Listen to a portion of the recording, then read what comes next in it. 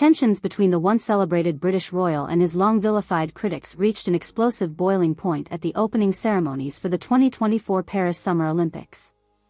In a move sure to become an instantly iconic pop culture moment, Lady Gaga seized the global spotlight to deliver a withering denunciation of Prince Harry's very presence, rebuking the exiled prince in just 3 succinct words that simultaneously electrified and mortified the world audience. "Shut up, traitor." Those were the only words to leave the Grammy-winning pop superstar's lips after locking eyes with Harry during the internationally televised event. But encompassed within that abruptly barked outburst laid the culmination of years' worth of escalating vitriol surrounding the monarch's contentious defection from Buckingham Palace. With billions witnessing the confrontation unfold in real time, Gaga's stunningly blunt directive aimed at the now-disgraced Duke seemed to encapsulate roiling divides over the Commonwealth's highest-profile pariah.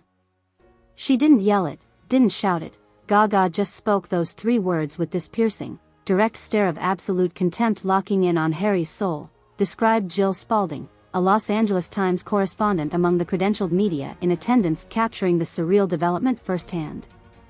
Everything from her body language to the way she slightly cocked her head and flared those unmistakable nostrils, it radiated a focused disdain I've never quite witnessed at that level of utter revulsion. Despite having extended an olive branch amid his very public struggles with mental health, the disgraced Duke's appearance at the globally anticipated Olympic ceremony carried heavy baggage before he even set foot inside Stade de France. In the months leading up to the Paris Games, vocal opposition culminated in growing petitions and socio-political pressure aimed at seeing the prince barred altogether from the festivities due to his ongoing polarization. But after his representatives reportedly spent weeks negotiating very strict parameters around maintaining minimal visibility throughout the events, Harry did ultimately surface briefly during the night's introductory pomp and circumstance. Unfortunately for the controversial figure, his attempts at discreet attendance were swiftly upended as soon as Gaga locked her signature microphone-stanced gaze across the packed venue after completing her headlining musical performance to inaugurate the officially started XXXIV Olympiad. Having recently embarked on a spirited media campaign spotlighting her "Just Be Kind" messaging against online hate and harassment aimed at embattled celebrities, the pop icon appeared to have other ideas about Harry's best behavior plans. She just aggressively hair-tossed into that signature final pose of hers popularized by gay athletes everywhere, described Gaga confidant and journalist Mark Behar of her climactic stage position that evening. Next thing we knew, the camera caught her instantly zeroing in on the private box area over yonder where they obviously stuck Meghan and Harry into some quarantined-off penalty box. Just pure unmasked disdain furrowed across Gaga's face before spitting that brutal reproach directly into her mic.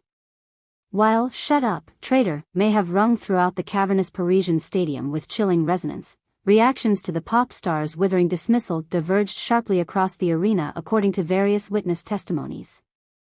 For a sizable segment of the international audience gathered to celebrate global harmony through sporting excellence, Gaga's remark was received with roars of supportive cheers and ovations in a unified repudiated of the scandalized Duke. Meanwhile, an opposing contingent booed fiercely at her remark, interpreting the chart-topping entertainer's bluntness as a cruel cheap shot trivializing the former serviceman's mental health struggles. At first I didn't even put together who she was aiming that muzzle bark toward, since a hush spell just fell over the whole place once those consonants ripped out of her mouth, recalled Hannah Mulligan, a Londoner in the upper concourse awarded travel accommodations for her work as an Olympic volunteer coordinator.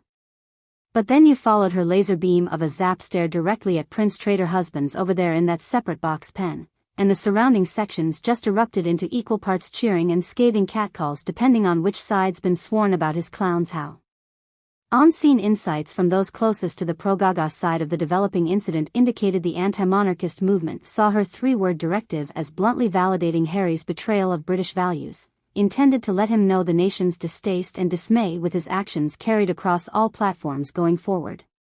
Those subscribing to similar deprogramming theories posit the pop star sought to direct riotous energy from her global fan base to shut down his attempts at recasting a sympathetic platform going forward.